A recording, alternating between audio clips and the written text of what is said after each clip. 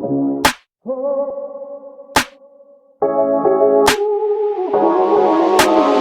everyone, welcome back to another video. Today I will be demonstrating a project, the pulse oximeter, which I have recently worked upon as a submission for my basic electrical engineering project. Before starting this video, I would like to thank all the contributors of this project, whose names I will be putting in at the end of the video. Thanks to their contributions, this video has been possible and this project has also been possible. Now this is a very low budget project which I have made for a budget of under rupees 500, and you can go ahead and try it out as well. So without any further ado, let's get started. In order to make the pulse oximeter, which has come into wide use actually in our daily lives, especially after COVID hit us, first of all we'll take our breadboard to keep the circuit small. The circuit is actually really very simple, and we are doing this with the help of Arduino Nano board.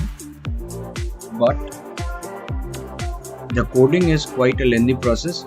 I will provide the code to everyone in the description of this video so that all of you can go and try it out in yourselves as well. So we'll fix the Arduino board on the breadboard, and for the circuit design I am using Circuit Designer IDE. It is a free software which all of you can use. This is not a sponsored video anyways, but I like using Circuit Designer for designing all my circuits. Now, in order to make the functioning component of our pulse oximeter, we will use the MAX30102 sensor of Arduino. This module enables us to get the readings of heart rate and SpO2 measurements. So there we go, the MAX30102 heart rate and oxygen sensor, sorry.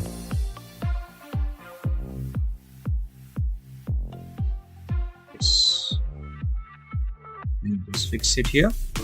And then to display the readings, you can use an LCD display. In my project I went with an OLED display. I used the 0.96 1306 OLED DSD1306 module. So we'll fix it here. I also used a push button in order to turn on and off the circuit, but you can also use the power button of Arduino Nano to do the same task as well. I use jumpers to connect it, but many prefer using breadboard wires as well. So that's completely a personal choice. So we'll add our push button into the circuit. Sorry for the spelling mistakes. So we have added our push button. Which one do we use? Alright, anything works. We are coming up with this.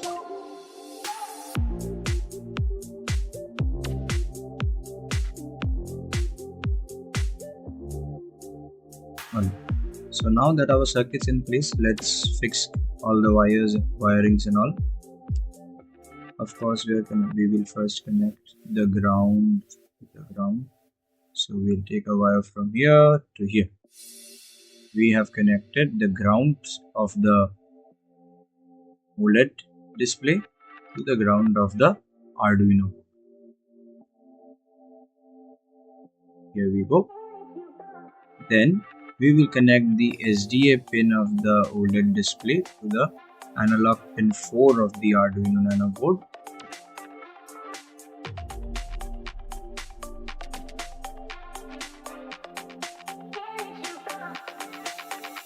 And we will connect the SCK pin of the OLED display to the analog pin 5 of the Arduino Nano board.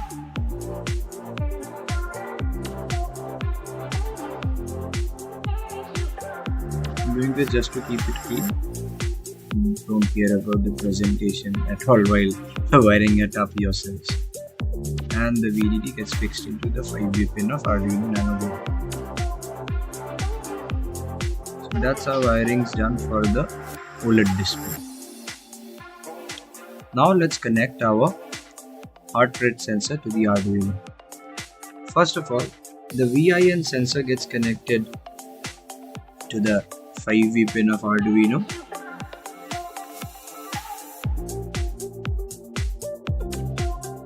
I'm actually having the circuit board here itself, so I'm just taking a little reference. I'll upload a video of its functioning at the end of the video.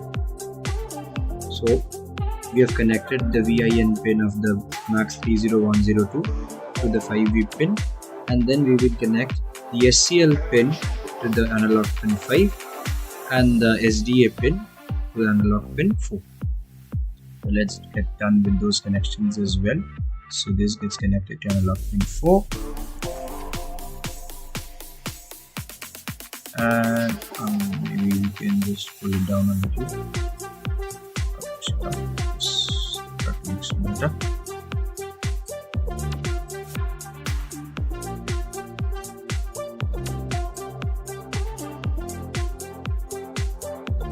And the SCL gets connected to analog pin 5.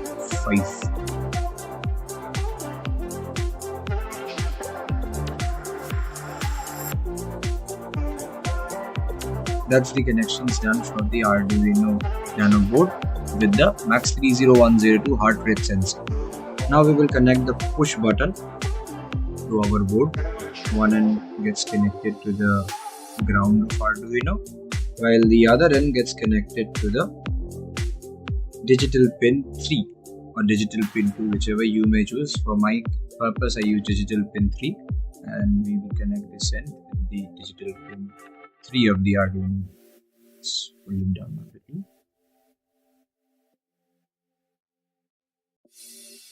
So that's it. That's the circuit which we are going to use for today's project.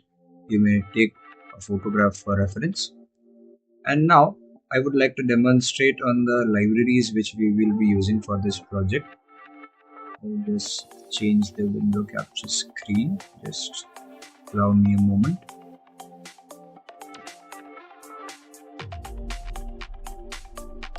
So these are the libraries which we will be using for today's project for coding the board, which are the MAX30102 libraries, the SSD1306 for coding the OLED display, and Pulse for taking the readings. I will attach all these files in the description for your reference. You may use it and go ahead with the project yourselves. And now to show you the code itself, just a minute. This is how it looks. Just adjust the angles maybe. Yes. So this is how it looks like.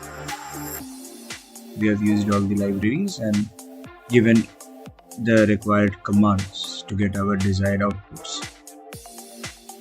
And that's it. Just the coding part takes a little bit of time. I will not elaborate more on the code because that will be quite tiresome both on mutual ends. So it's better I attach it, and for your reference, if you have any questions about the code or the circuits, you may leave it down in the comments and I will be happy to help you out. So that's it for today's video, and I will be attaching a demo video of how it works. And thanks to the contributors again. Thank you so much. See you in the next one. Bye bye.